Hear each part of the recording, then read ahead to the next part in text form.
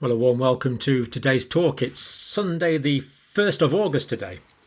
Now I'm going to look at the United States and the UK a bit today and some other European countries. Now, hope you got the chance to watch that video yesterday on the leak from the Centres for Disease Control. A lot of you, of course, said it wasn't a leak, that it was quite deliberate. So I'll leave you to make your mind up on that one.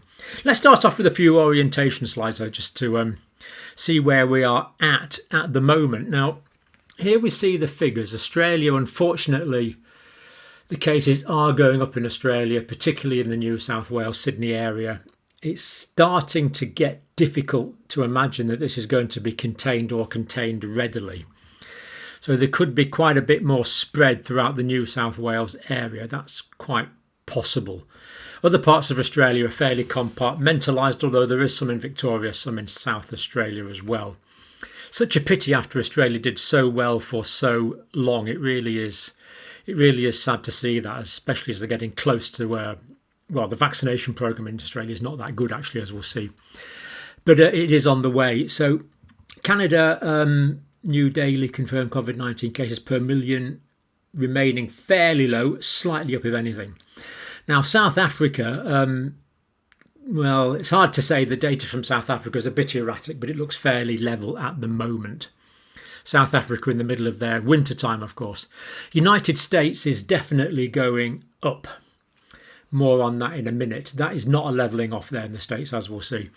Ireland, well, still increasing slightly, but not as steeply as it has been. And the vaccination programme in Ireland is going well. The United Kingdom still going down, and figures are even further down than this today again. And we'll be looking at the figures in the UK today, and they have gone down again. It really is quite, it's either strange or encouraging, one or the other. Now, looking at the reasons for what's going on here, Ireland, basically, it's all now highly infectious, first identified in India, Delta variant. UK essentially 100% the same. Australia cases, unfortunately, we are dealing with a Delta outbreak, which is one of the reasons I am more worried about Australia. United States, again, nearly all Delta, still a little bit of Alpha left. And South Africa, this one here is the Beta.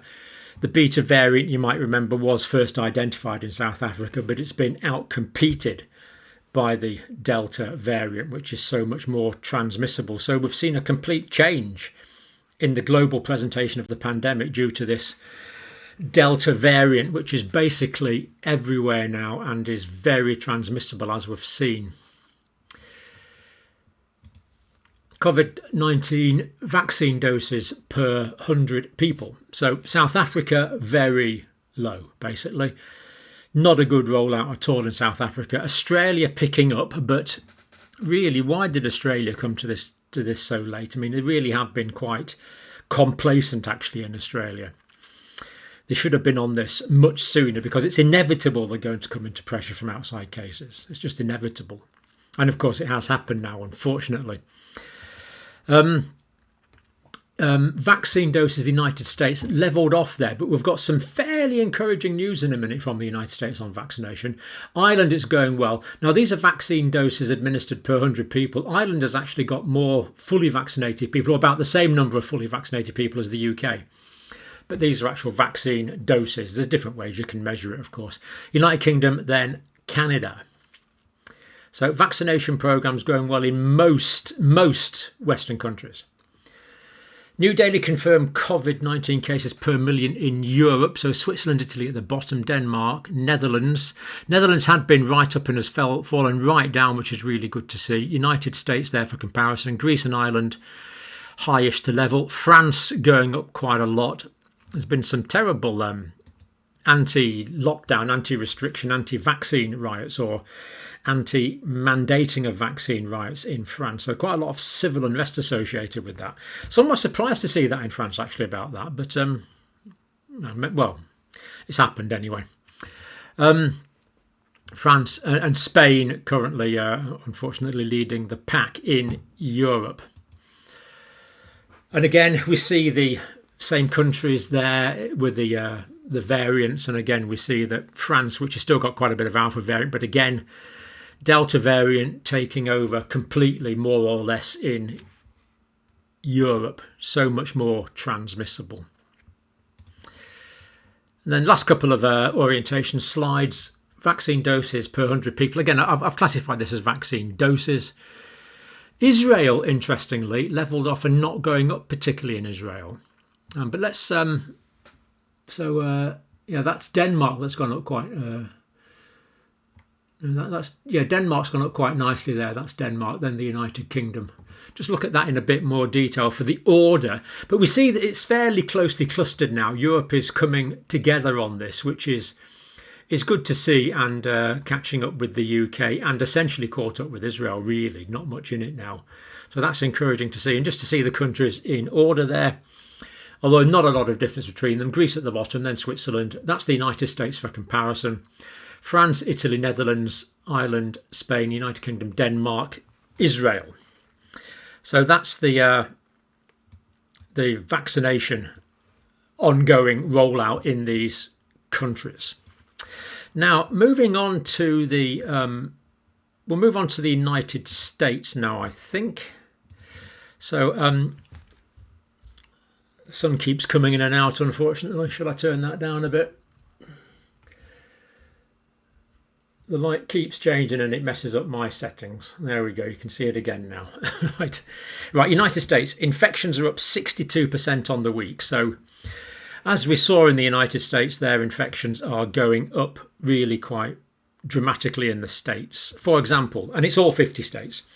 Florida, infections up. Florida up 21,683 infections on 24-hour period, which is a pandemic high for Florida. Increasing cases. Now, there was an interview with some doctors. Hospitals in Florida are under pressure, and the doctors there, patients will be showing up sick for at least the next 6 weeks, for at least another 6 weeks. So I'm afraid there's no question that there is going to be significant strain on the health services in some of these states where vaccination uptake has been low. Now, as I said, vaccination uptake is increasing, but that's going to take time to feed through, of course, especially with the Delta variant, which needs 2 doses of vaccine and 2 or 3 weeks after the second dose of vaccine to get good immunity. So projections for the states are not really very good. So 4 weeks ahead, in the United States, it's estimated that there'll be 608,000 cases per week in 4 weeks' time. This is where we are now, and this is the projection from the Centers for Disease Control. Now, there are a lot of different projections. So some projections are like way up here. Other projections are further down. This is the sort of average projection. So little doubt really that cases are going to go up throughout the month in the United States for the next 4 weeks. And likewise, deaths are probably going to go up as well. So projected weekly deaths. 4 weeks ahead, it's expected there'll be 3,657 deaths in the week. And again, we see that going up. So this is where we are now. And this is the projected increase in deaths up to this figure here, which, as I said, is 3,657 deaths on the week. Now, the reason for this in the States, of course, as we've seen, is the Delta variant and the increase in the Delta variant. And here's the other reason for it here. The vaccination program in the States went up well, then it's gone down, and it went down to quite low levels, and now it's plateaued and going up slightly. Now, these figures are slightly out of date. That's about 600,000 new vaccines on the day there in the United States. But we actually know President Biden did an interview yesterday and he said there was 1 million people vaccinated on Friday. So it is picking up. The Delta variant and the number of cases in the States have been really quite a wake-up call for the vaccination programme in the States, which of course is encouraging. So UK vaccination trends in the States. I wish this light wouldn't keep changing, because otherwise we can't see our writing. There we go. We can see it again now. Right. Doses administered up 31% on the week for the United States as a whole, which is great. And that's the tracker site there that we've just looked at. Now, Georgia, Missouri, Texas, the southern states that had low uptake, these are all increasing. So vaccine uptake is increasing in all of these states. Alabama, vaccinations are up 159% on 3 weeks. Florida up 78% on 3 weeks. So there's no question that the vaccinations in the states are increasing again now. So what we'll see, CDC data is always that bit out of date, of course, but what we'll see is this will be, well, we know that's gone up to about there already. So we're going to see this going up quite substantially as a greater vaccine uptake in the states, as people realise the necessity of this. And states with low vaccine rates, more people have been hospitalised. Other good news coming through, Pfizer's going to be formally approved soon. So, of course, now we're on emergency use authorisation. FDA look like they're going to formally approve that in the next week or so, which is good. But more restrictions, ? In all probability, that is the direct quote from Mr. Biden, who thinks that it is still probable that there's going to be some restrictions and mask wearing things and stuff like that, and social distancing measures in the states. But good to see that those vaccine rates are going up. Now, moving on to the UK, let's just look at the numbers in the UK first of all, I think. So UK cases down a bit today. These are the test results. They include lateral flow tests. So Sunday's figures, another 24,470, down from Saturday's 26,144. Down from Fridays, down from Thursdays. So we did see a slight uptick before Thursday, but now we've got a 4-day reduction again. Now, I had been concerned because, of course, the restrictions were lifted on the night, or legal restrictions lifted on the 19th of July. Now, if there's going to be a big surge after that, it will be happening now, and it appears not to be. So that is remarkably encouraging. Cases may have been going up before that quite dramatically because of the Euros. And now we're seeing that effect wearing off. But we're also seeing less transmission in school. We're seeing better weather, people socialising outdoors. And of course, we're also seeing a continuing rollout of the vaccine programme. So all of these factors are working in our favour. And I've got guarded optimism at the moment. It does seem to be a genuine trend. The reason I think this downward trend is genuine is the COVID symptom tracker data, as we saw yesterday, is also levelling off as well, which is the live symptomatic data. So that's plateauing at the moment, and hopefully that will start going down as well. So just let's look at the situation in the UK here. Vaccination programme going well. 72.5% of adults fully vaccinated. Now, looking at the cases, the diagnosed infections, as we saw, 24,470 new cases, and it really is quite a nice ongoing downward trend there. So we did have a bit of a blip there, but the downward trend has now been resumed for the last 4 days. Big issue, of course, is how is this feeding through into hospitalisations. Now, what we actually see here, for the last 3 days, there's been over 900 people admitted to hospital.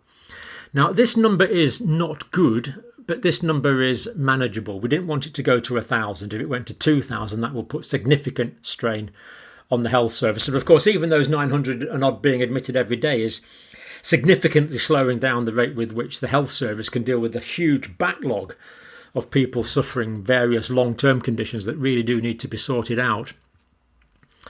But the good news is that although there's quite a few people going into hospital, they don't seem to be staying for that long. So the total number of people in hospital is not increasing that dramatically. So 5,000, 6,000, about 6,000 people in hospital at the moment, compared to the peak where we were 38, 39,000. So that's encouraging. There is quite a few people in intensive care, though. That number's going up slowly. And unfortunately, this may carry on being the case because some people just aren't generating an adequate immune response, particularly those with immunocompromise. Deaths in the UK, again, thankfully, what's the figure today? Well, 65 daily total, weekly 268 daily total. But certainly nothing like what it's been in the past, because the link between cases and deaths has been so massively weakened as a result of the vaccination program. So the peak here was the 17th of July, 54,000 cases. I mean, then we were talking about the possibility of 100,000 plus 150,000 cases a day, and they were going up, but it looks like a lot of that pessimism, the accelerated cases, may well have been cases contracted as a result of people drinking, watching football together. It could have been. And of course, the school holidays are greatly helping us at the moment. And by the time that schools go back and the autumn weather comes, really we're hoping that the vast majority of the population are going to have good levels of immunity by then. Although, of course, autumn's too far away to predict at the moment. Pindemic goes on. This is out of date, of course. It's the last week actually was the last week's data for the week before. 689,000 people actually in isolation through being contact alerts on the NHS app. That was up 70,000 on the week before, and of course this has been a big problem for the workforce. Now this is contact exposure notification when we say a ping. People told to isolate after 10 days, but the criteria that the NHS app uses for that is the old-fashioned. I mean, the NHS are really quite behind on quite a lot of things. They're still behind on the symptoms. They're still not pointing out on the website that the main symptoms that doubly vaccinated people get are headache, runny nose, sore throat, sneezing, rather than the fever and the chronic cough that people had been reporting. But the app is calling someone a contact if they've been in contact for 15 minutes less than 2 meters away. Now, we know that this Delta variant spreads within seconds, not within minutes. So this is really quite out of date. So how useful this is now, not being updated with the Delta variant, really there is a question mark on that now. It starts to alert you 2 days before someone becomes symptomatic and for a few days afterwards. From the 16th of August, of course, it's going to change. Ping people who are doubly vaccinated are going to be excused 10 days quarantine if they provide a negative test result. Now, by default, if they don't get tested, then they should isolate because they're not mandated to get a test. They're only encouraged to get a test. So presumably, if they don't get tested, they would have to self-isolate. If they get tested in the negative, they don't have to self-isolate. Positive tests must still self-isolate for 10 days. There's exemptions now for food distribution, that they're getting daily testing. And to facilitate this daily testing that's going to be needed when more and more people get pinged and need to test negative in order not to self-isolate. There's currently 260 testing stations. The government are opening another 800 and 1,200 more on top of that to come. So we're going to have at least 2,000 ready testing stations around the country pretty soon. Other question mark over the app is 700. We did mention this before. I'm just going to do it briefly again. 700,000 responses to the NHS on the NHS app from the COVID symptom tracker data. 22% of people that responded had downloaded the app, then deleted it. And of the 700,000, 425 had the app switched on, but their ping rate was 10%. So quite a lot of people patently not using the app. Of those pinged, they tended to be younger. The highest percentage were the 17 to 25s, followed by the 25 to 30, followed by the 35 to 55, 55 to 75, 75 and over only 6%. Of course, these are the people that are typically more active in the workforce, which is why there's been such a workforce problem. But the government are still saying that we need to maintain these restrictions until the 16th of August. Well, that was a quick run through today. Hopefully that was helpful. Aidan's given us a quick report from London, so I think we'll just listen to Aidan before we finish today. So thank you, Aidan, and I think you are here. Hello John and everyone. Thoughts from London, but may be relevant everywhere. I was just thinking about evolutionary pressures on the virus. Now, when you cough, all these viral particles from your lungs and your upper airways get spread around. They come out through your mouth at high speed, and infect other people, possibly. So that should be evolutionary positive for a virus. The current pandemic situation, if anyone coughs in the room, then everyone else steps back 5 places. If someone gets up in the morning and coughs, or has a cough, then they probably won't go out that day and they'll get themselves tested. So it could be disadvantageous to the virus to be producing a cough. And lo and behold, our most successful variant, Delta, does seem to be not making people cough so much. It's producing a lot less cough. So that's interesting, isn't it? Now, also looking at Delta, in unvaccinated populations, it seems to be infecting people faster.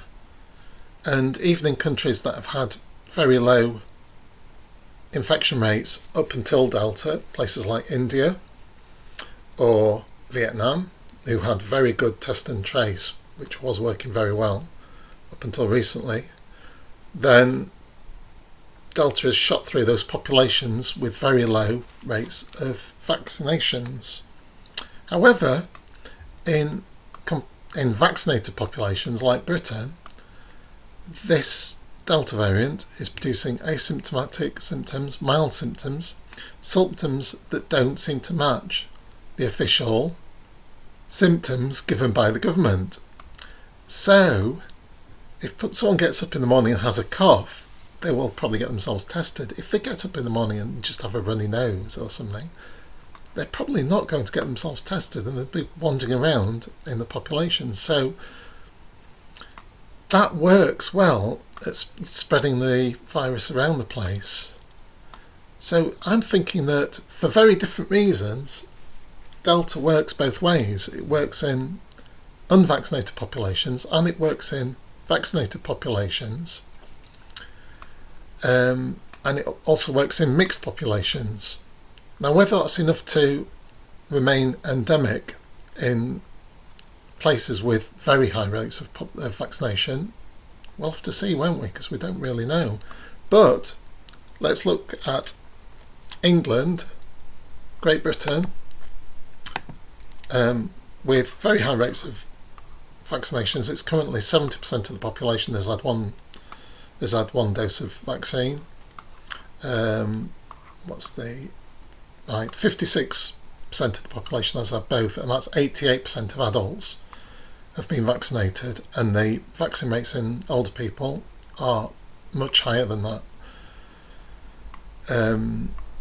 Now, the Zoe app was very good at giving us fast, accurate data, which was very good at predicting the ONS data. ONS, for people outside Britain, that's the Office for National Statistics.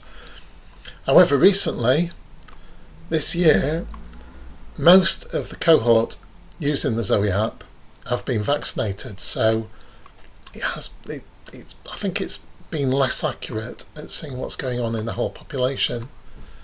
So, really, I'm thinking that the most accurate data we've got is the ONS data, and that's going to be a lot more accurate than the official data for lots of reasons, that people aren't getting themselves tested enough probably.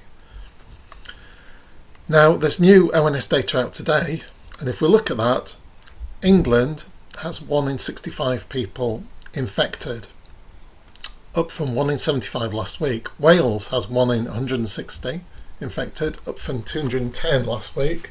Northern Ireland has 1 in 65 infected, up from 170 last week, which is a huge rise, though the confidence intervals are really wide in Northern Ireland, because I don't think there's very much testing over there. In Scotland, it's actually gone down a bit. It's 1 in 110 from 80. So this data refers to the weeks ending 24th. So that's a few days ago, 4 days ago. But that's our most recent gold standard data, and it's still showing the infections going up. which isn't what we're hearing from it. Hearing in the media, is it? All the stuff in the media is about it going down. Whereas it could be that the number of ill people is going down, but the number of infections does seem to be going up. And going up, 1 in 65 from 1 in 75, it's reasonably steep upwards rise, isn't it? So that's interesting. And I don't know, I wonder what you're thinking about that, everyone. Anyway, thank you. Bye-bye. Bye for now. Thanks, Aidan. Interesting points. Aidan, you can hear Aidan's brain turning over there trying to work this out. I agree, the ONS data is the most reliable, and of course it's always delayed. And the ONS data up to the 24th would show an increase. There was definitely an increase then. I strongly suspect the ONS data next week will show this levelling off and reduction. But of course, that's next week. We don't know who's going to win the horse races next week. It's in the future. But I strongly suspect that ONS data was the peak of this current wave, I am hoping. And I know Professor Paul Hunter's hoping the same thing. Now, your point there about the evolution of the virus was intriguing. So the virus is evolving. So far the viruses have evolved. So the viruses which reproduce more are those that spread fastest. What I'm concerned about is that one will start evolving that's able to avoid the immune system. There'll be this immunity vaccination will be a selection pressure to cause the rise of a vaccine-resistant variant. That would be quite concerning. Whether cough is enough and people acting on a cough is enough to cause a variation of the virus, well, theoretically, in evolutionary terms, if everyone did, that's enough. I really wonder whether that's actually happened, though. I suspect not, but we can argue about that one later. You're absolutely right. Delta variant, shorter incubation period, that's for sure. The combination of the Delta variant and the vaccination programme, you're right, it's caused a change in symptoms. Now, most people who become symptomatic, whether they're vaccinated or not vaccinated, will get a headache. So headache is now the key feature. Then the runny nose and the sore throat and the sneezing and the other upper respiratory common cold symptoms should have a high index of suspicion. But the one that differentiates there, so if you normally get a runny nose through hay fever, but you don't normally get a headache, you see. So very often, not always, but very often in COVID, you get the headache. So be aware of that. And we'll come to some sort of conclusion next week, Aidan, on that from the Office for National Statistics, which you say is the most reliable data. I suspect next week that it will have levelled off or be starting to go down, and the week up to the 24th was the peak. But we shall see. So that is us for today. Thank you, of course, for watching.